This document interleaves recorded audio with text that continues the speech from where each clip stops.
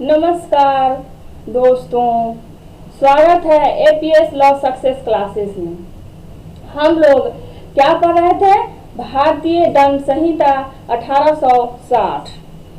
भारतीय दंड संहिता 1860 का आज हम लोग नेक्स्ट लेक्चर यानी साधारण अपवाद धारा 34 पढ़ने वाले हैं।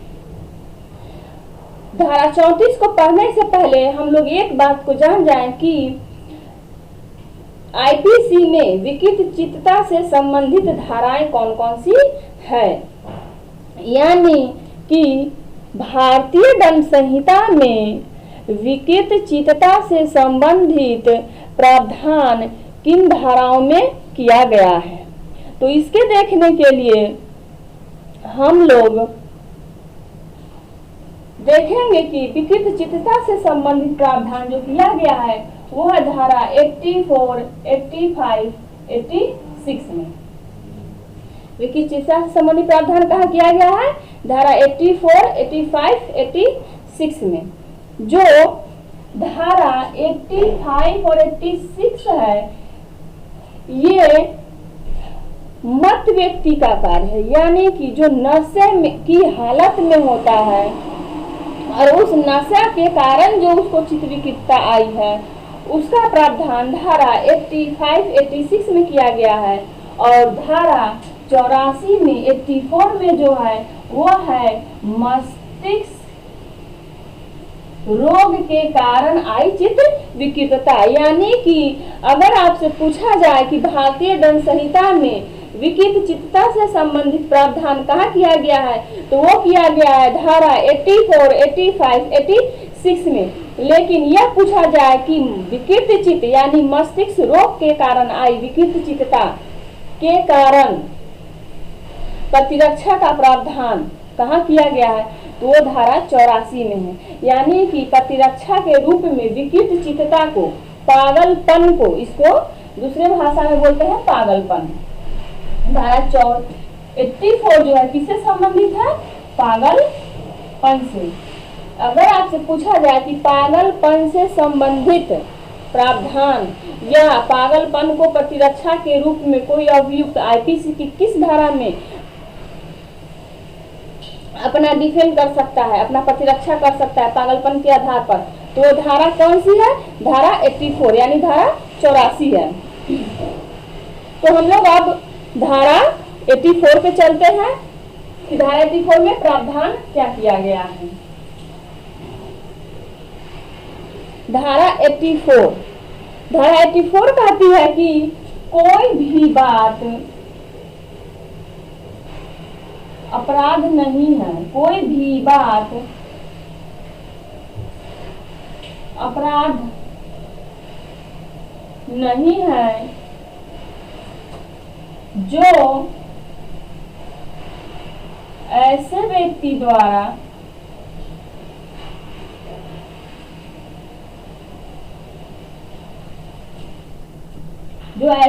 द्वारा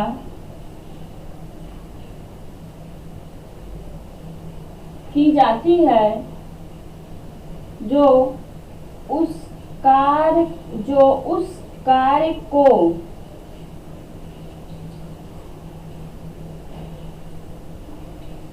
करते समय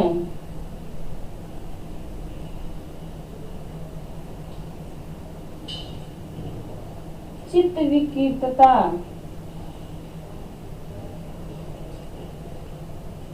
विकृतता के कारण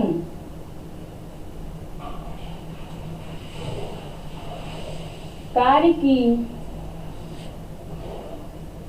प्रकृति या यह कि वह दोषपूर्ण है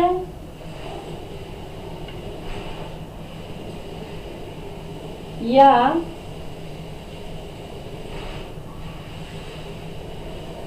विधि के प्रतिकूल है, जानने में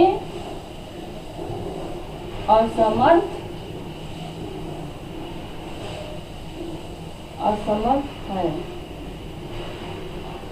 ठीक है, तो धारा 84 में प्रावधान क्या किया गया है, यानी कि सेक्शन में लिखा क्या गया है, तो उसमें लिखा गया है कि कोई भी बात अपराध नहीं है जो ऐसे व्यक्ति द्वारा की जाती है जो उस कार्य को करते समय, इंपॉर्टेंट है क्या, करते समय चित्त विकृतता के कारण, चित्त विकृतता के कारण कार्य की प्रकृति या कि वह दोषपूर्ण है या विधि के प्रतिकूल है, जानने में क्या है, असमर्थ है। इंपॉर्टेंट वर्ड हम बता दिए, आप अपने डायरेक्ट में टिक भी लगा सकते हैं ऐसे ही, ताकि आप जब पढ़ें तो आपको उसमें सारी चीज समझ में आ जाए। तो धारा 34 में क्या प्रावधान किया गया, तो इसमें प्रावधान किया गया कि कोई भी बात अपराध नहीं है जो ऐसे व्यक्ति द्वारा की जाती है जो करते समय, बहुत इंपॉर्टेंट लाइन है ये पर, करते समय चित्त विकृतता के कारण कार्य की प्रकृति समझने में असमर्थ है, या कि वह कार्य दोषपूर्ण है जानने में असमर्थ है, या यह कि वह विधि के प्रतिकूल है जानने में असमर्थ हो, तब क्या हो सकता है, अभियुक्त को प्रतिरक्षा मिल सकता है। किसका, विकृत चित्तता का, यानी पागलपन का। तो कि कोई व्यक्ति अगर पागलपन का लाभ लेना चाहता है तो उसको क्या करना पड़ेगा, धारा 84 के आवश्यक तत्वों को साबित करना पड़ेगा। इसको बोलते हैं हम लोग विधिक पागलपन, क्योंकि विधिक पागलपन को स्थापित करने के लिए धारा 84 के आवश्यक तत्वों को साबित करना पड़ेगा। बिना 84 को साबित किए आप पागलपन का बचाव नहीं ले सकते हैं, भले आप कितने ही पागल हो, इससे मतलब नहीं है। तो यहाँ पागलपन का मतलब है कि जब आप अपराध कर रहे थे, जब आप काम कर रहे थे, उस समय, अपराध करते समय चित्त विकृतता के कारण, यानी कि उस समय आप ऐसा कोई मस्तिष्क रोग हुआ था जिसकी वजह से आप उस कार्य की प्रकृति को या आप जो कुछ कर रहे हैं वह दोषपूर्ण है या विधि के प्रतिकूल है जानने में असमर्थ थे। यानी कि असमर्थता कब होना चाहिए, तो कार्य करते समय ऐसी असमर्थता होना चाहिए जो आपके कार्य को क्या कर दे, आपके मस्तिष्क रोग के कारण समझने में आपको असमर्थ बना दे। ठीक, तो इस पे 3 टेस्ट दिया गया है न्यायालयों के द्वारा, जिसके आधार पर पागलपन का निर्धारण किया जाता है। जो पहला टेस्ट इसमें दिया गया उसका नाम है वाइल्ड-विस्ट टेस्ट।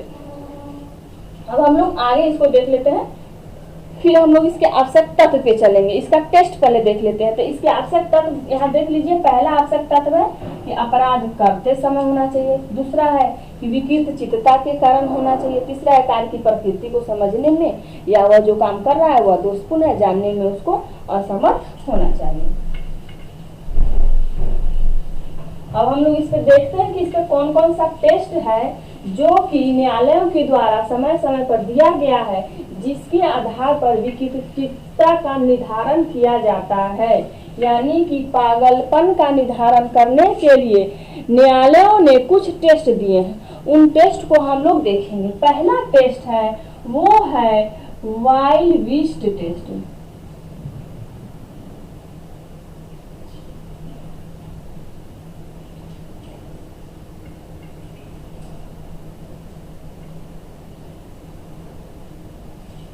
ठीक है, वाइल्ड-विस्ट टेस्ट।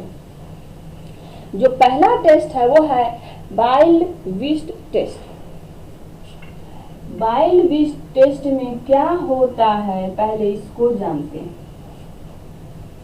कि वाइल्ड-विस्ट टेस्ट में होता क्या है। तो इसमें कहा गया कि कोई ऐसा व्यक्ति है जब वो कोई काम कर रहा है और वह उचित और अनुचित में विभेद करने की शक्ति नहीं रखता है। इस मामले में कहा गया कि वह उचित और अनुचित में विभेद करने की क्षमता नहीं रखता है। उचित और अनुचित ठीक है, याद रखेंगे। वाइल्ड बीस्ट टेस्ट में क्या कहा गया कि कोई भी व्यक्ति पागलपन को प्रतिरक्षा के रूप में इस्तेमाल कर सकता है जब वह कार्य करते समय मस्तिष्क रोग से इस प्रकार प्रभावित था कि वह उचित और अनुचित में अंतर करने की क्षमता नहीं रखता था या अंतर करने में असमर्थ था। तो क्या माना जाएगा? उसको पागल माना जाएगा, यानी उसको विकृत चित्त का लाभ मिल जाएगा, यानी पागलपन का लाभ उसको मिल सकता है। कहाँ पे? धारा 84 में। कब मिलेगा? जब वह व्यक्ति उचित और अनुचित में अंतर करने में अक्षम हो, असमर्थ हो। क्योंकि एक रीजनेबल व्यक्ति जो होता है, समान प्रज्ञा का व्यक्ति जो होता है, वो क्या होता है, कौन काम गलत है कौन काम सही है, इसमें वो अंतर करता है और वो अपने आप को पहले समझ लेता है कि वो जो काम करने जा रहा है वो गलत है या सही, उसके बाद वो उस काम कार्य को करता है। लेकिन एक व्यक्ति जो विकृत चित्त का है, जिसका मस्तिष्क जो है काम नहीं कर रहा है या उसकी सोचने समझने की शक्ति चली गई है, तो वो जब काम करता है तो उसको उचित और अनुचित में अंतर समझ में नहीं आता है। इस केस को इस सिद्धांत को किस वाद में दिया गया था? तो उस केस का नाम है आर बनाम आर्नल्ड। आर बनाम आर्नल्ड बहुत इंपॉर्टेंट केस है, याद रखिएगा। आर बनाम आर्नल्ड का केस, जिसमें वाइल्ड बीस्ट टेस्ट दिया गया। आपसे एग्जाम में पूछा जाता है कि वाइल्ड बीस्ट टेस्ट किस बाद में दिया गया था, या आर बनाम आर्नल्ड का बाद किस केस से संबंधित है, मतलब किस सिद्धांत से संबंधित है। सॉरी, आर बनाम आर्नल्ड का बाद किस टेस्ट से संबंधित है, या आर बनाम आर्नल्ड के बाद में कौन सा सिद्धांत दिया गया। तो आपको पता होना चाहिए कि वाइल्ड बीस्ट टेस्ट किस केस में दिया गया था? आर बनाम आर्नल्ड के केस में दिया गया। और इसमें केस में कहा क्या गया? इसमें एक व्यक्ति था, उनका नाम था लॉर्ड आंसलो। इस केस में एक व्यक्ति था, उनका नाम था लॉर्ड आंसलो। ये एक व्यक्ति लॉर्ड थे, लॉर्ड आंसलो।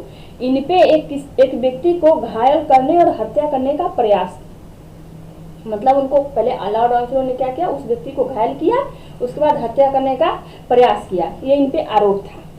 इन्होंने अपने प्रतिरक्षा में पागलपन का यानी विकृत चित्त का तर्क प्रस्तुत किया, यानी कि ये विकृत चित्ता का लाभ लेना चाहते थे और इनके पास विकृत चित्ता का स्पष्ट साक्ष्य यानी पर्याप्त प्रमाण था कि ये विकृत चित्त व्यक्ति है। तो इस मामले में न्यायालय ने कहा कि व्यक्ति जो है उन्मुक्ति प्राप्त कर सकता है, विकृत चित्ता या पागलपन का लाभ ले सकता है, यदि वह उचित और अनुचित में विभेद करने में असमर्थ हो और वह यह जानने में असमर्थ हो कि उसने क्या कार्य किया है।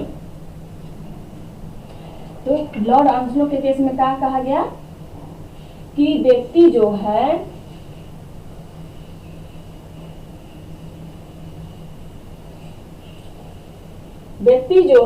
विकृत चित्तता का लाभ ले सकता है। कब ले सकता है? जब वह व्यक्ति जिस समय वह कार्य किया उस समय किसी मस्तिष्क रोग के कारण उचित और अनुचित में अंतर करने में असमर्थ था और यह जानने में असमर्थ था कि उसने क्या कार्य किया है। मतलब उसको खुद ही नहीं पता है कि उसने कौन सा कार्य किया है, तो उसको क्या लाभ मिल सकता है या लाभ मिलेगा? तो उसको धारा 84 का लाभ मिलेगा। धारा 84 क्या चीज से संबंधित है? तो ये विकृत चित्तता से संबंधित है। और विकृत चित्तता का लाभ तभी मिलेगा जब आप धारा 84 को साबित करेंगे, यानी कि पहला केस आर बनाम आर्नल्ड का है जिसमें वाइल्ड बीस्ट टेस्ट दिया गया। ये टेस्ट है यानी एक सिद्धांत है जिसके आधार पर पागलपन का निर्धारण किया जाता है। इसमें लॉर्ड आंसलो पे जो था वो हमला करने और उसके बाद हत्या का प्रयास करने का आरोप था और इनको विकृत चित्तता का लाभ देते हुए छोड़ दिया गया। अब इस केस को इस मामले में दिया गया और इस केस को लागू किया गया लॉर्ड फेरर प्रकरण में। केस का नाम है लॉर्ड फेरर प्रकरण, ठीक है। Lord Ferrer wild beast test दिया किस केस में गया, तो दिया गया आर्म नाम अर्नाल्ड में। इसको पूर्ण रूप से लागू किस केस में किया गया, तो इसको पूर्ण रूप से स्वीकार किया गया, वो केस का नाम है लॉर्ड फेरर प्रकरण, यानी लॉर्ड फेररवाद। इस लॉर्ड फेररवाद में क्या हुआ था, तो लॉर्ड फेरर जो थे उनको अपने परिचालक यानी ड्राइवर का हत्या करने का आरोप था और इन्होंने प्रतिरक्षा के रूप में पागलपन यानी विकृत चित्तता का लाभ लेना चाहा, जबकि तथ्य ये थे कि लॉर्ड फेरर पागल नहीं थे, उन्होंने पूरे होशो हवास में अपने ड्राइवर का मर्डर किया था। तो उनको क्या हुआ, वाइल्ड बीस्ट टेस्ट का लाभ नहीं दिया गया, वाइल्ड बीस्ट टेस्ट का लाभ नहीं दिया गया, उनको सजा हो गई। तो ये दो केस संबंधित है, ये दो केस किस पे है, वाइल्ड बीस्ट टेस्ट पे है।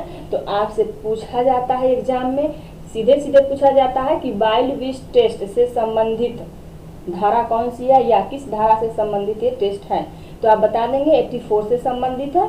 या पूछा जाता है कि वाइल्ड बीस्ट टेस्ट किस बाद में दिया गया, यानी किस केस में आया, तो आप बता देंगे कि आर बनाम अर्नाल्ड के केस में पहली बार इस टेस्ट को लागू किया, इस टेस्ट को अपनाया गया, यानी इस टेस्ट का जन्म हुआ। और किस केस में इसको पूर्णतः लागू किया गया, तो वो था लॉर्ड फेरर प्रकरण। लॉर्ड फेरर प्रकरण के बाद में इस टेस्ट को यानी इस सिद्धांत को पूर्ण रूप से लागू किया गया और लॉर्ड फेरर को कोई भी लाभ नहीं दिया गया। तो हम लोग ये पहला टेस्ट देख लिए। अब हम लोग दूसरा टेस्ट देखेंगे, वो है विक्षिप्त भ्रांति परीक्षण। दूसरा टेस्ट देखेंगे, उस टेस्ट का नाम क्या है, विक्षिप्त भ्रांति परीक्षण।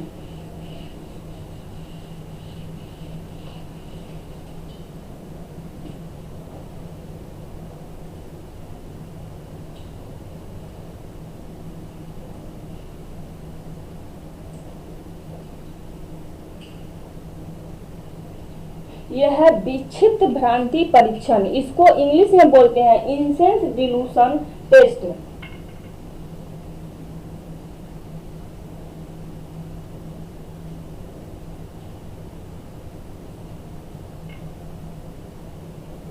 इंसेंस डिल्यूशन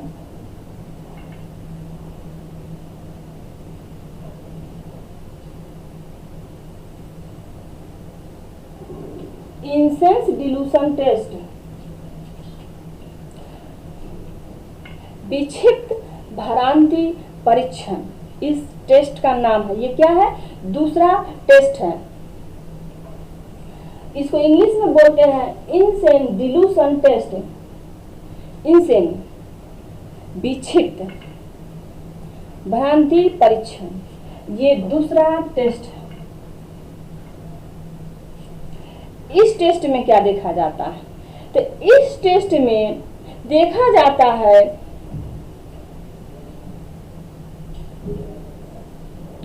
कि व्यक्ति जो है इंसेंस यानी विक्षिप्त मस्तिष्क के रोग के कारण अपने कार्य को समझने में कितना भ्रमित था।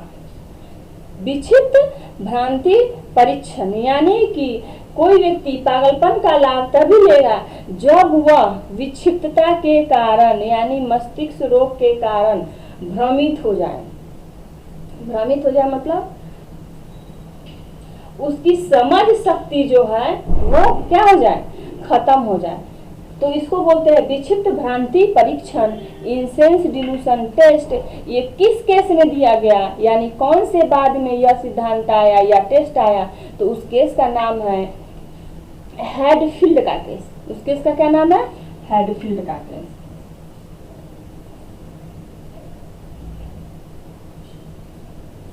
यह है हैडफील्ड वाद, ठीक। तो आपसे पूछा जाए कि इंसेंस डिल्यूशन टेस्ट कौन से केस में आया, तो वह हैडफील्ड वाद। हैडफील्ड वाद में इंसेंस डिल्यूशन के टेस्ट दिया गया था जिसके आधार पर पागलपन का निर्धारण किया जाता था। एक और केस है, एक और टेस्ट है, उसका नाम है उचित अनुचित। उचित अनुचित में विभेद की क्षमता की प्रकल्पना, तो बाउलर का केस है। ये ज्यादा पूछा नहीं जाता लेकिन जान जाइए। बाउलर का केस है, बाउलरवाद। इसमें भी कहा गया कि आप उचित और अनुचित में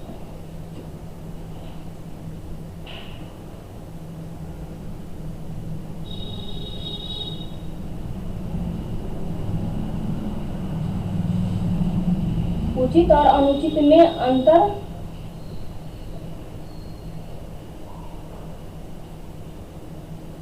अंतर की क्षमता को देखा जाएगा। बाउलर के केस में भी क्या कहा गया, यही कहा गया कि व्यक्ति को विकिचित्रता का लाभ देने के लिए या पागलपन का लाभ प्राप्त करने के लिए उसको साबित करना पड़ेगा कि वह उचित और अनुचित में अंतर करने की क्षमता नहीं रखता था या क्षमता खो दिया था।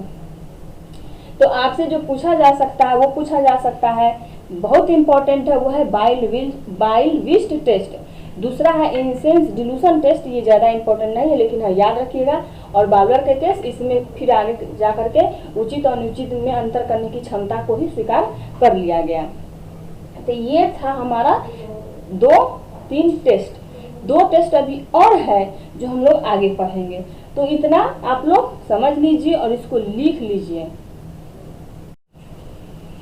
अब आगे हम लोग इसमें बहुत लीडिंग केस है, वो है मैकनाटन का वाद। वो हम लोग इस पे अब देखेंगे कि मैकनाटन का वाद जो है उसमें क्या हुआ था। एग्जाम में पूछा जाता है कि मैकनाटन का वाद संबंधित है किस धारा से, तो आप बताएंगे कि मैकनाटन का वाद जो है वो धारा 34 से संबंधित है।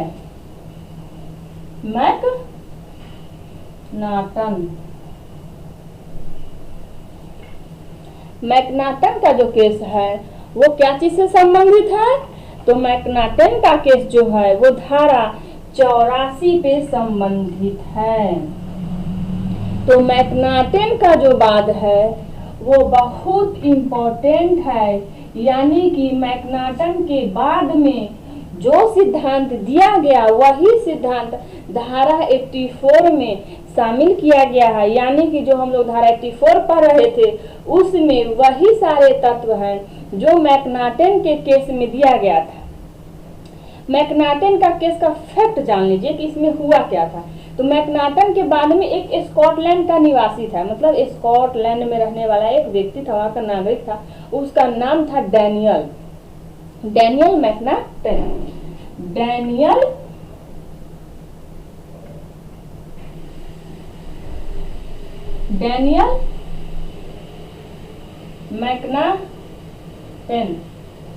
डैनियल मैकनाटन जो था ये विक्षिप्त भ्रमित था। मतलब विक्षिप्त भ्रमित था यानी कि इसको विक्षिप्त भ्रमित होने की बीमारी थी, यानी मानसिक मस्तिष्कीय रोग था। और इस भ्रांति में उसने सोचा कि ब्रिटेन के जो प्रधानमंत्री थे रॉबर्ट पील, उन्होंने इसका क्षति पहुंचाया और ये सोच लिया कि रॉबर्ट पील ने इनको क्षति पहुंचाया और ये मैकनाटन सोचा मैं अब उनको हत्या कर दूंगा। लेकिन वो रॉबर्ट पील के जो सचिव थे, व्यक्तिगत सचिव थे एडमंड ड्रमंड, उसको रॉबर्ट पील समझ रहा था। किसको? एडमंड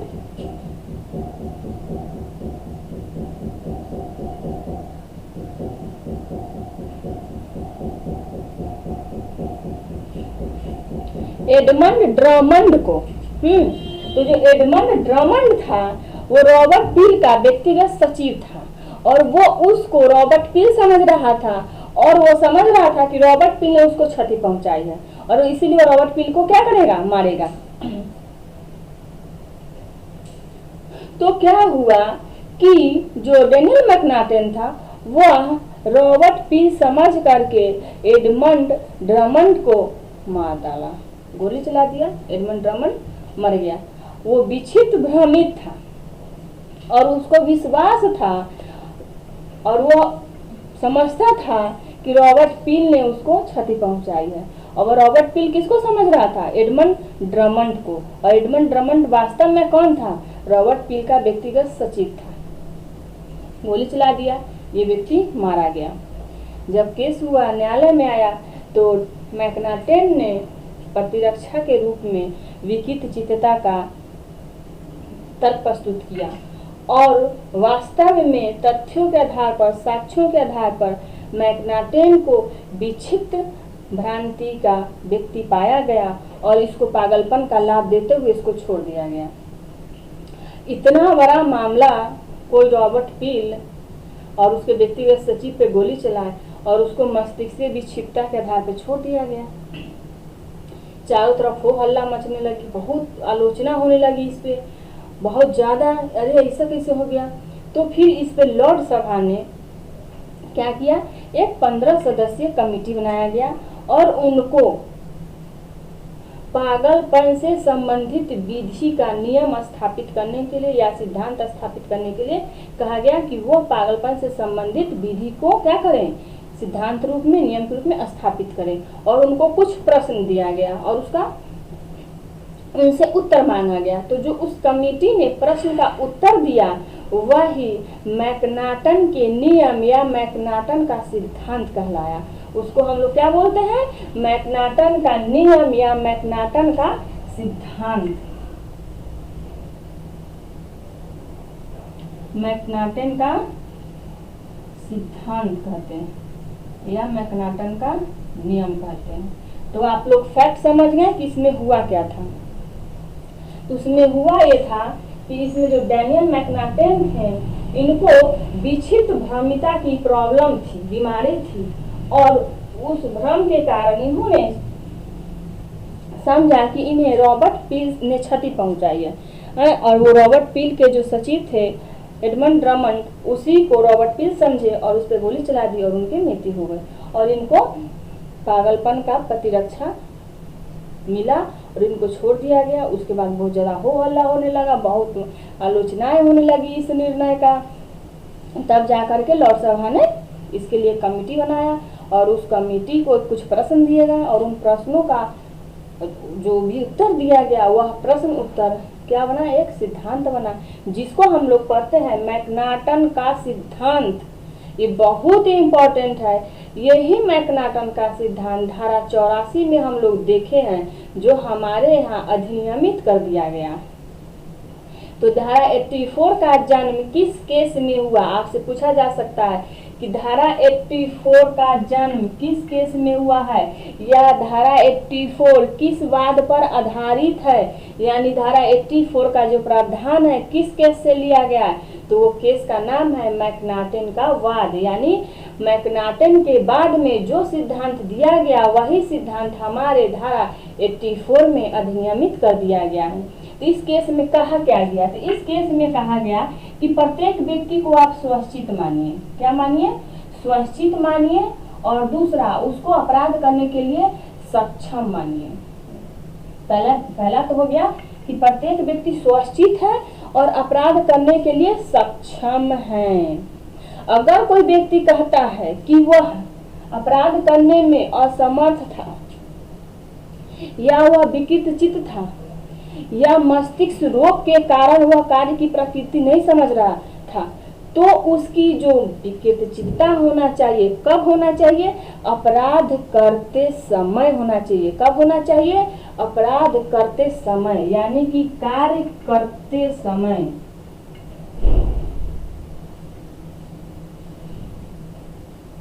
ठीक है, कार्य करते समय, यानी कि हम सभी व्यक्ति को विधि उपधारणा करें कि सब व्यक्ति सुरक्षित है और अपराध करने के लिए सक्षम है।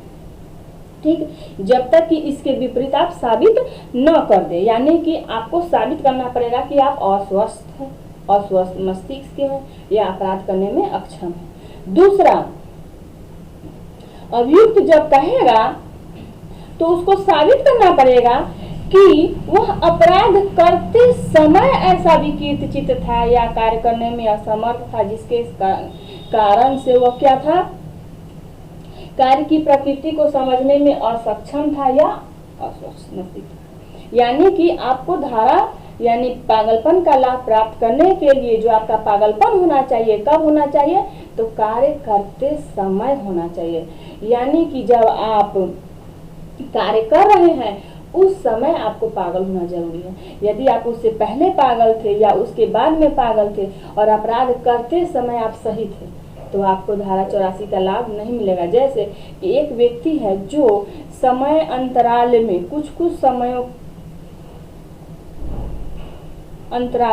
समय के बीच में उसको पागलपन का दौरा पड़ता है, फिर एक आध महीने तक पागल रहता है, फिर वो ठीक हो जाता है, तो फिर कुछ दिन ठीक रहता है, फिर उसको पागलपन का दौरा पड़ता है।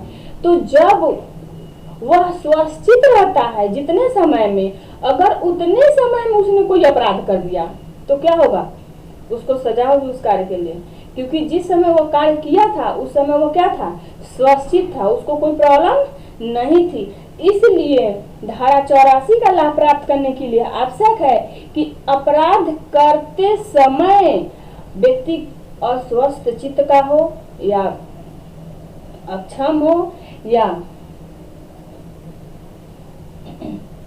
कार्य की प्रकृति को समझने में असमर्थ हो। तीसरा है कि व्यक्ति जब जानता है कि वह कार्य नहीं करना चाहिए, जब जानता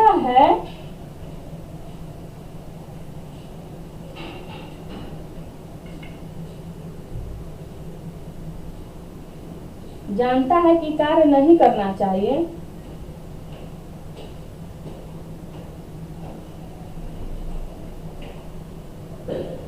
व्यक्ति जो है मतलब जिसने कार्य किया है उसको यह बात पता है कि कार्य नहीं करना चाहिए, और वह कार्य उसी समय वह कार्य जो है विधि के विरुद्ध भी है, और वह कार्य क्या है,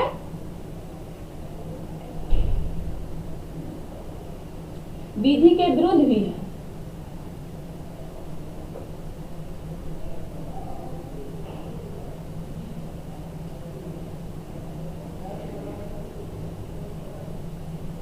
तब उसको प्रत्यक्ष नहीं मिलेगा। यदि व्यक्ति जानता था कि वह कार्य नहीं करना चाहिए, तो अगर वह जानता है कि कार्य नहीं करना चाहिए तब उसको धारा 84 का लाभ नहीं मिलेगा। कब, जब वह जानता है कि कार्य नहीं करना चाहिए और वह कार्य उस समय विधि के विरुद्ध है, यानी कि जो जानता है कि नहीं करना चाहिए वह कार्य विधि के द्वारा उसको विधि विरुद्ध बनाया गया है और वह जानता है कि उस कार्य को नहीं करना चाहिए, तो उसको उस कार्य के लिए दोषी पाया जाएगा, दोषी माना जाएगा, क्योंकि उसको ज्ञान है, जानकारी है कि कार्य नहीं करना चाहिए, उसके बावजूद भी वो कर दिया। चौथा है कि कोई भी चिकित्सक, डॉक्टर जिसने उस व्यक्ति की उपचार न किया हो, यानी अपराध से पहले वो चिकित्सक जो है अपराधी से मिला न, और वह उसके मानसिक स्थिति के बारे में नहीं जानता है, तो अपराध होने के बाद किसी चिकित्सक से साक्ष्यों को दिखाकर ये नहीं पूछा जाएगा कि आप इन साक्ष्यों के आधार पर बताइए कि व्यक्ति जो है कार्य करते समय विकसित था या नहीं, यानी कि कोई ऐसा चिकित्सक है जो अपराध से पूर्व अपराधी को नहीं जानता। चिकित्सक कौन है, जो अपराध से पहले अपराधी से कभी मिला ही नहीं, उसको जानता ही नहीं, और बाद में जब अपराध घटित हो जाती है उसके बाद साक्ष्यों को दिखा करके ऐसे चिकित्सक से पूछा जाता है कि आप तथ्यों के आधार पर, साक्ष्यों के आधार पर बताइए कि ऐसा व्यक्ति अपराध करते समय विकसित था या नहीं, तो ऐसा नहीं किया जा सकता है। यानी कि अपराध से पहले जो चिकित्सक उसकी चिकित्सा किया हो, उसके बारे में जानता हो, वही राय दे सकता है, कोई दूसरा नहीं। तो दूसरा क्या करेगा, चिकित्सक जो है अपराध के बाद राय नहीं देगा।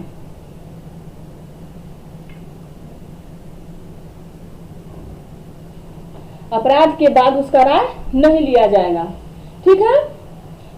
और पांचवा क्या है, तो पांचवा में कहा गया है कि वह विक्षिप्तता के कारण या मस्तिष्क रोग के कारण कार्य की प्रकृति या जो भी वह कर रहा है वह दोषपूर्ण है या विधि के प्रतिकूल है, जानने में असमर्थ है।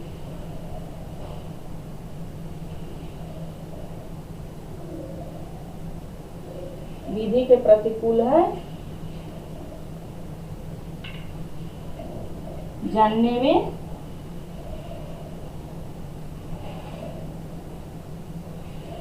असमर्थ। तो मैकनाटन के केस में क्या कहा गया? तो मैकनाटन के केस में कहा गया कि कोई व्यक्ति जो अपराध करता है उसको विधि मान करके चलेगी कि वह स्वच्छ चित और सक्षम था, ये हम मान के चलेंगे।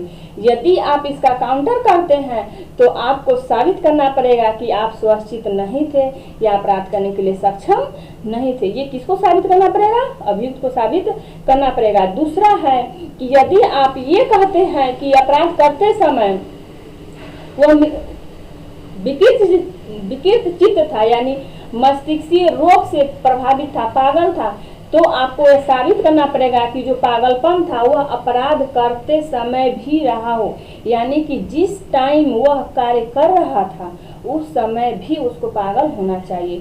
तीसरा कहा गया है कि अभियुक्त यदि यह जानता था कि उसको वह कार्य नहीं करना चाहिए, मतलब वो जान रहा है कि ऐसा कार्य जो उसे नहीं करना चाहिए, यानी कि उसका सेंस ये कह रहा है कि ये काम नहीं करना चाहिए, उसके बावजूद भी अगर वो काम करता है और वह उसी समय लागू विधि में विधि विरुद्ध बनाया गया है उस काम को, यानी वह काम जो है उसी समय विधि द्वारा निषिद्ध किया गया है और उसको पता भी है कि ऐसा काम नहीं करना चाहिए, उसके बावजूद भी वो करता है, तो उसको धारा 84 का लाभ प्राप्त नहीं होगा। चौथा कह दिया गया है कि कोई ऐसा मेडिकल प्रैक्टिशनर है, डॉक्टर है, जो अपराधी से पहले मिला ही नहीं है, अपराधी से पहले मिला ही नहीं है, तो फिर उसका साक्ष्य आप नहीं लेंगे, यानी उसकी राय नहीं ली जाएगी। साक्ष्यों और तथ्यों को दिखा करके आप इस तथ्य के आधार पर बताइए कि क्या ऐसा व्यक्ति ने जो अपराध किया अपराध करते समय पागल था या नहीं। ठीक। और अंतिम है कि वो कार्य को करने में, प्रकृति को जानने में, या जो भी काम किया दोषपूर्ण था या विधि के प्रतिकूल था, जानने में असमर्थ था। और इसमें जो सबसे इम्पोर्टेंट बात कहा गया वो ये कहा गया कि व्यक्ति जिस मानसिक भ्रांति में कार्य किया, जो समझ के कार्य किया, उसी के लिए उसको दोषी माना जाएगा। यदि वह ये मान करके काम करता है, भ्रांति में काम करता है तो उसको वो कोई अपराध किया ही नहीं, तो उसको कोई अपराध नहीं माना जाएगा। तो ये था मैकनाटन का केस। मैकनाटन के बाद में जो सिद्धांत दिए गए वो धारा 84 में प्रावधानित किए गए हैं। और धारा 84 में क्या आवश्यक तत्व है? तो धारा 84 का आवश्यक तत्व हम लोग देख चुके हैं। तो धारा 84 के आवश्यक तत्व है कि पहले कोई व्यक्ति काम जो करता है वो कौन सा काम करता है? धारा 84 में आवश्यक तत्व क्या है? तो धारा 84 के आवश्यक तत्व है कि कार्य करते समय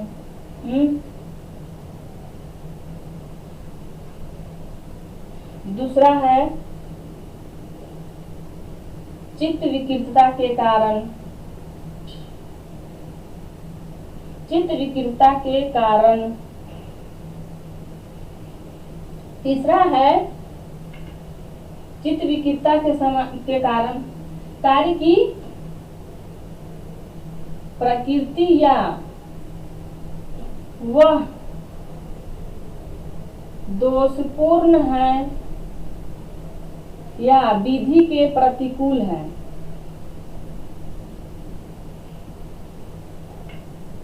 या विधि के प्रतिकूल है, जानने में असमर्थ। और चौथा है कि ऐसी असमर्थता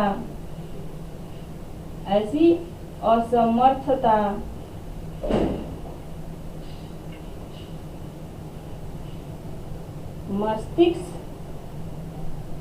रोग के कारण हो, यानी चित्त विकृतता के कारण हो। तो धारा 84 के आवश्यक तत्व क्या हो गए? तो धारा 84 के 4 आवश्यक तत्व हो गए। पहला कि जो व्यक्ति कार्य कर रहा है वह कार्य करते समय टाइम ऑफ वर्क, टाइम करते समय। दूसरा है चित्त विकृतता के कारण, यानी मस्तिष्क की विकृतता, पागलपन के कारण कार्य की प्रकृति तीसरा आवश्यकता था कार्य की प्रकृति, या कि वह जो कर रहा है दोषपूर्ण है या विधि के प्रतिकूल है, जानने में असमर्थ हो। और चौथा है कि जो ऐसी असमर्थता होनी चाहिए वो मस्तिष्क रोग के कारण होना चाहिए। तो धारा 84 के आवश्यक तत्व हम लोग देख लिए कि धारा 84 में वही सारे आवश्यक तत्व जो मैकनाटन के केस में ले डाउन किया गया था, जो मैकनाटन के केस में सिद्धांत दिया गया, वही सिद्धांत धारा 84 में शामिल है। तो धारा 84 आपको समझ में आ जाना चाहिए। अब हम लोग देखेंगे कि विधिक पागलपन और दूसरा है चिकित्सीय पागलपन, इसमें अंतर क्या है। अब हम लोग क्या अगला देखने वाले हैं, विधिक पागलपन और चिकित्सीय पागलपन में अंतर। देखिए, विधिक पागलपन वह पागलपन है जो धारा 84 के अंतर्गत दिए गए आवश्यक तत्वों के आधार पर साबित किया जाता है, जबकि चिकित्सीय पागलपन क्या है, वो ब्रॉड सेंस में जो चिकित्सीय पागल हो, जरूरी नहीं कि वो विधिक पागल भी हो।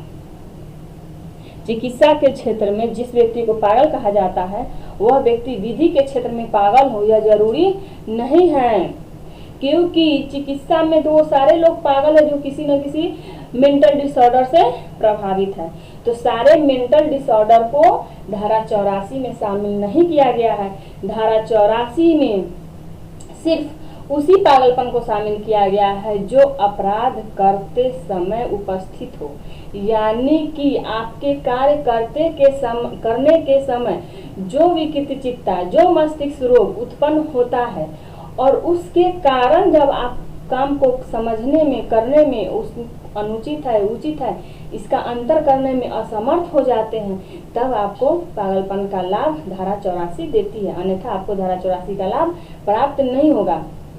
चिकित्सा के क्षेत्र में क्या होता है कि थोड़ा नॉर्मल कंडीशन से थोड़ा सा भी कुछ एबनॉर्मल बिहेव आता है व्यक्ति में तो उसको पागलपन की कैटेगरी में रख दिया जाता है, वो मेडिकल साक्ष्य के आधार पर होता है, ठीक। लेकिन जो विधिक पागलपन होता है वो धारा 84 में दिए गए आवश्यक तत्वों को साबित करने पर स्थापित होता है, यानी कि विधिक पागलपन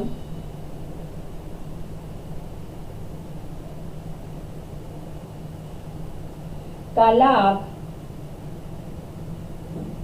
धारा 84 को साबित करके प्राप्त होता है, यानी कि धारा 84 आपको साबित करना पड़ेगा, जबकि चिकित्सीय पागलपन जो है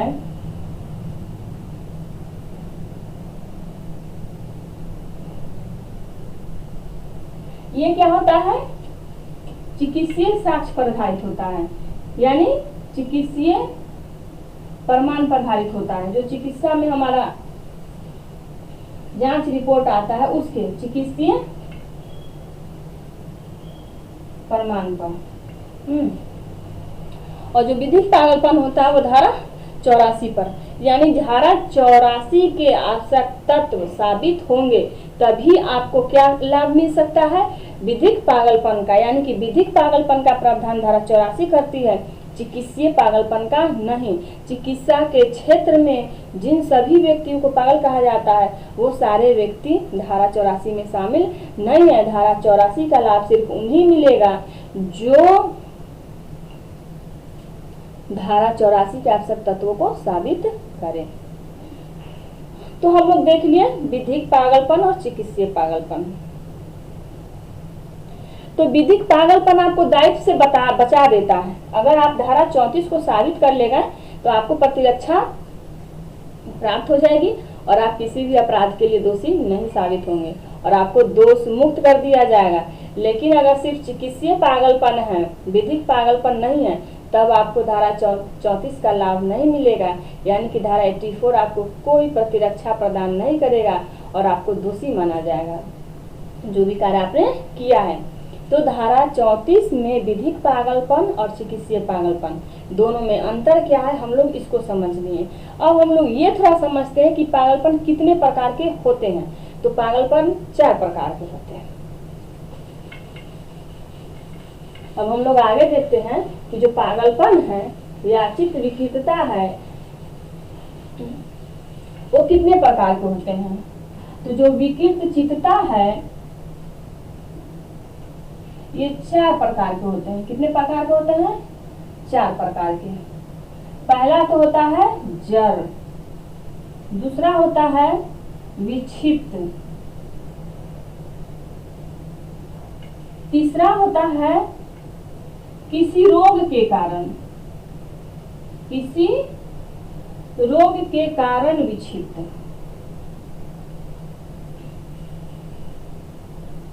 और चौथा होता है मत व्यक्ति, नशा किया हुआ व्यक्ति। इसको बोलते हैं मतता के कारण, मतता के कारण विक्षिप्त। इसको थोड़ा थोड़ा समझ लें क्योंकि बहुत इंपॉर्टेंट है समझना, क्योंकि एग्जाम में कभी कभी पूछ लिया जाता है कि विकृत चित्ता कितने प्रकार के हैं और कौन सा प्रावधान कहाँ किया गया है। तो देखिए जड़, जड़ का मतलब होता है जो पैदा ही हुआ है उसको कुछ नहीं पता है, जन्म से ही क्या हो चिर अस्थायी रूप से सोचने समझने की शक्ति उसकी नहीं है, जो अपना नाम नहीं बता सकता, जो अपने माँ बाप का नाम नहीं बता सकता, वो कहाँ रहता है नहीं बता सकता, उसको ABCD नहीं पता है, 1 2 नहीं पता है, कुछ नहीं, पैसा नहीं गिन सकता, ऐसा व्यक्ति, तो उसको कहा जाता है जड़। तो जड़ जो हो गया ये जन्मजात होता है, वो पैदाइशी होता है। दूसरा है विक्षिप्तता। विक्षिप्तता में आता है कि ऐसा व्यक्ति जो समय समय पर मानसिक असंतुलन से आक्रांत रहता है और फिर स्वस्थ हो जाता है। मान लीजिए कि 6 महीना स्वस्थ रहा, अच्छे से सब काम किया, 6 महीना बाद अचानक उसको दौरा पड़ा और वो अस्वस्थ हो गया और उसको मस्तिष्क विक्षिप्तता आ गई, यानी पागलपन का दौरा पड़ा, पागल हो गया। और कुछ फिर 2-4 महीने तक वो पागल जैसा बिहेव करेगा, पागल रहेगा, उसका दिमाग काम नहीं करेगा। फिर 2-4 महीने बाद वो पुनः सही हो जाएगा, आखिर अच्छे व्यक्ति की तरह, एक समझदार व्यक्ति की तरह काम करेगा।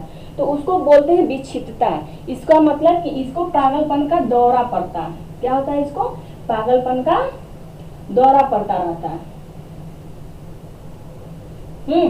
तो पागलपन का दौरा पड़ता रहता है। तो ये हो गया दूसरा कैटेगरी विक्षिप्तता का, ठीक है। तीसरा कैटेगरी है किसी रोग के कारण विक्षिप्त। मान लें कि किसी को कोई बीमारी हुआ और उसके कारण उसका मस्तिष्क का जो संतुलन था वो बिगड़ गया, या जो उसकी जो सोचने समझने की शक्ति थी, या जो उसका दिमाग था वो नर्वस हो गया, खत्म हो गया, तो किसी रोग के कारण विक्षिप्तता आ जाती है। तो ये भी एक प्रकार की विक्षिप्तता है।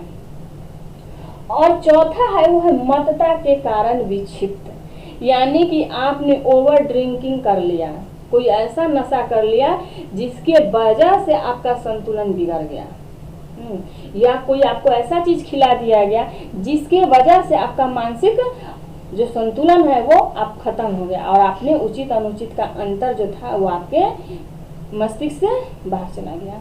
तो ये है, तो ये धारा 85 और 86 में इसका प्रावधान किया गया है, जो हम लोग अगले लेक्चर में पढ़ेंगे, वो है मतता के कारण विक्षिप्तता। ये कहाँ पढ़ेंगे हम लोग? धारा 85 और धारा 86 में पढ़ेंगे। यानी जो मदिरा पान करने से, मतता के कारण विक्षिप्तता मतलब होता है मदिरा पान करना। मदिरा पान मतलब होता है शराब वराब पीना नशे के समय। तो मदिरा पान करने से जो नशा उत्पन्न होता है वो चौथे प्रकार का विक्षिप्तता है, ठीक है। तो विकृत चित्ता कितने प्रकार के होते हैं? यानी विकृत मस्तिष्क जो होता है वो 4 प्रकार के होते हैं। या विकृत मस्तिष्क वाले जो व्यक्ति होते हैं उनको 4 वर्गों में बांटा गया है। पहला होता है जड़, जो जन्मजात होता है। दूसरा होता है विक्षिप्त, जिसमें पागलपन का दौरा बार बार पड़ते रहता है। तीसरा होता है किसी रोग के कारण विक्षिप्तता। इसमें क्या होता है कि कोई ऐसा रोग हो जाता है, मस्तिष्क रोग हो जाता है, कोई रोग होता है जिसकी वजह से हमारा मस्तिष्क काम करना बंद कर देता है या असंतुलित हो जाता है। और चौथा है वो है मदिरा पान के कारण, यानी मतता के कारण आपने कुछ अच्छा सा 2-4 बोतल गटका लिया है, तो इसके कारण जो मतता आती है वो है धारा 85 और 86 में, जिसको हम लोग आगे पढ़ेंगे। धारा 84 में जो है वो सिर्फ है विकृत चित्तता के कारण, यानी मस्तिष्क रोग के कारण उत्पन्न होने वाला विकृत चित्तता। तो हम लोग इसमें आगे एक टेस्ट दिया गया है, बाद में लेटेस्ट टेस्ट है वो है दुर्निवार भावना का टेस्ट। इसको हम लोग थोड़ा सा देख लेते हैं, ये इंपॉर्टेंट है, दुर्निवार का भावना का टेस्ट। इसलिए धारा 84 पे ही है वो भी। कभी कभी एग्जाम में पूछ लिया जाता है, इसलिए आपको पता होना चाहिए। ऐसे तो धारा 84 पे मैकनाटन का केस ही सबसे ज्यादा इम्पोर्टेंट है, और बाइल विस्ट टेस्ट ज्यादा इम्पोर्टेंट है, क्योंकि यही बार बार पूछे गए हैं। लेकिन हमको सब पता रहना चाहिए, क्योंकि एग्जाम है, कुछ भी पूछा जा सकता है। तो इसको बोलते हैं दुर्निवार भावना, इसको बोलते हैं दुर्निवार भावना। इंग्लिश में इसको बोला जाता है इरेस्टिबल इम्पल्सेस।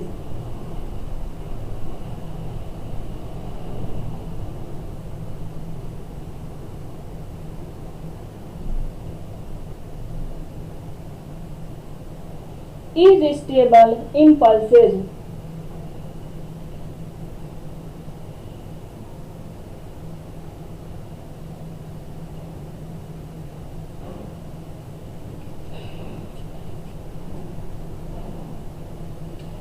Irresistible impulses, दुर्निवार भावना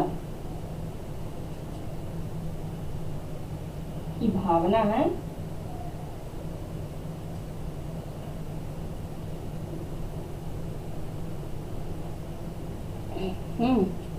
तो धारा 84 में हम लोग देखते हैं कि दुर्निवार भावना का भी एक सिद्धांत दिया गया, ये कंसेप्ट दुर्निवार भावना का भी दिया गया है। दुर्निवार भावना है क्या, इसके बारे में हम लोग थोड़ा सा जानने की कोशिश करेंगे। इसको इंग्लिश में बोलते हैं इरेसिस्टिबल इम्पल्सेस, यानी कि एक विशिष्ट कार्य को, यानी कोई पार्टिकुलर काम को आप कर रहे हैं, उस कार्य के बारे में आप जान रहे हैं कि कार्य जो है गलत है, विधि के विरुद्ध है, दोषपूर्ण है, और वह कार्य ऐसा है जो आपको नहीं करना चाहिए, आपको पता है। मान लीजिए आप कोई व्यक्ति हैं, आप कोई काम करने जा रहे हैं और आपको पता है कि कार्य जो है दोषपूर्ण है, विधि के विरुद्ध है, लेकिन आप मानसिक व्यतिक्रम के कारण जो आपकी प्रतिरोध की क्षमता है वो कम हो गई है। हमारे मन में दो प्रकार के विचार आते हैं, एक गलत विचार, एक अच्छे विचार, एक ही साथ आते हैं। आपका दिल कहेगा ये काम करना चाहिए, तुरंत कहेगा नहीं ऐसा करना चाहिए, यानी कि हम तुरंत, एक विचार आता है अच्छा और एक विचार आता है खराब। और जो हमारा अच्छा वाला विचार होता है उसको हम आगे बढ़ाते हैं। क्यों? क्योंकि हमारे अंदर एक प्रतिरोध की भावना भी होती है, जो हम अपने गलत विचारों को रोक पाते हैं, खुद से ही रोक पाते हैं। आप साइकोलॉजी पढ़ेंगे तो ईड, ईगो, सुपर ईगो नाम करके 3 एस्पेक्ट आता है जो हमारे ब्रेन में होता है। ईड कुछ कहता है, ईगो कुछ कहता है, सुपर ईगो कुछ और कहता है, और यही हमारे दिमाग को गाइड करता रहता है, ईड, ईगो, सुपर ईगो। तो दुर्निवार भावना जो है वहीं से निकल के आया है। इसमें कहा जाता है कि व्यक्ति जो होता है प्रतिरोध की जो उसकी शक्ति होती है वो कमजोर हो जाती है। दुर्निवार भावना में क्या होता है, हमारी प्रतिरोध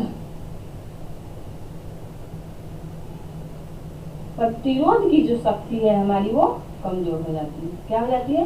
प्रतिरोध शक्ति क्षीण हो जाती है, ठीक है, या कमजोर हो जाती है। दुर्निवार भावना इरेसिस्टिबल इम्पल्सेस, इसमें क्या होता है कि व्यक्ति जो कार्य कर रहा है जानता है कि उसका कार्य जो है विधि के विरुद्ध है, दोषपूर्ण है, या वह कार्य ऐसा है जो उसे नहीं करना चाहिए, लेकिन उसकी जो प्रतिरोध की शक्ति है, जो हमारी एक मानसिक शक्ति होती है प्रतिरोध की शक्ति, वह शक्ति उसकी छीन हो जाती है, और वह प्रतिरोध की शक्ति छीन होने के कारण उस कार्य को करने के लिए विवश होता है, और वह जानते हुए भी आदतन उस कार्य को कर देता है। तो इसी को बोलते हैं दुर्निवार भावना। समझ में आया? इस केस को लागू कहा गया, किस केस में किया गया था? तो केस का नाम है शॉर्डमैन बनाम आर। केस का नाम है शॉर्डमैन बनाम आर। ये केस बहुत इंपॉर्टेंट है, याद रखिएगा। पूछा जाता है कि धारा 84 में दुर्निवार की जो भावना है या इररेसिस्टेबल इम्पल्सेस का जो विचार है या टेस्ट है या जो सिद्धांत है किस केस में लागू किया गया था या दिया गया था, तो उस केस का नाम है शॉर्टमैन बनाम आर। इसमें व्यक्ति का जो होता है मस्तिष्क की ऐसी अवस्था होती है जिसमें कर्ता सब कुछ जानता रहता है कि सब गलत है, जो मैं कर रहा हूँ सब गलत है, विधि के विरुद्ध है, लेकिन उसके प्रतिरोध की शक्ति से बाहर होता है, वो उसको रोक नहीं सकता। उसमें इतना आवेग होता है कि वो अपने आप को रोक नहीं पाता है, संभाल नहीं पाता है और वह काम वो कर डालता है। और यह क्यों होता है? क्योंकि वो कोई मानसिक रोग से प्रभावित होता है जिसके वजह से उसकी प्रतिरोध शक्ति जो है कम हो जाती है और अपने आप को अपराध करने से विरत नहीं रख पाता, यानी अपराध करने से अपने आप को बचा नहीं पाता है और वो अपराध कर डालता है। तो इसको बोलते हैं दुर्निवार भावना। ठीक है। उसके बाद है एक आता है डरहम का नियम। डरहम का नियम इसी में है, इसी धारा पे है। डरहम का नियम लेटेस्ट है, तो इसको थोड़ा सा जान लीजिए कि डरहम का नियम है क्या।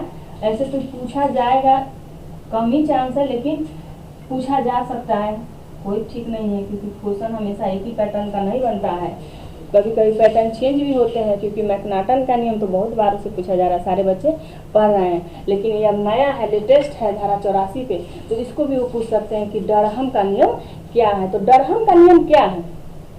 एक केस हुआ था डरहम बनाम संयुक्त राज्य अमेरिका का, तो उसी में डरहम का नियम आया। डरहम बनाम संयुक्त राज्य केस का नाम है। ठीक है। इसी केस में संयुक्त राज्य, इसी केस में डरहम का नियम दिया गया। इसमें कहा गया कि व्यक्ति जो है मस्तिष्क रोग के कारण या मस्तिष्कीय दोष के कारण, मस्तिष्क रोग के कारण या मस्तिष्कीय दोष के कारण जो व्यक्ति कार्य कर रहा है वह काम जो होना चाहिए उसके मस्तिष्क दोष का उपज होना चाहिए।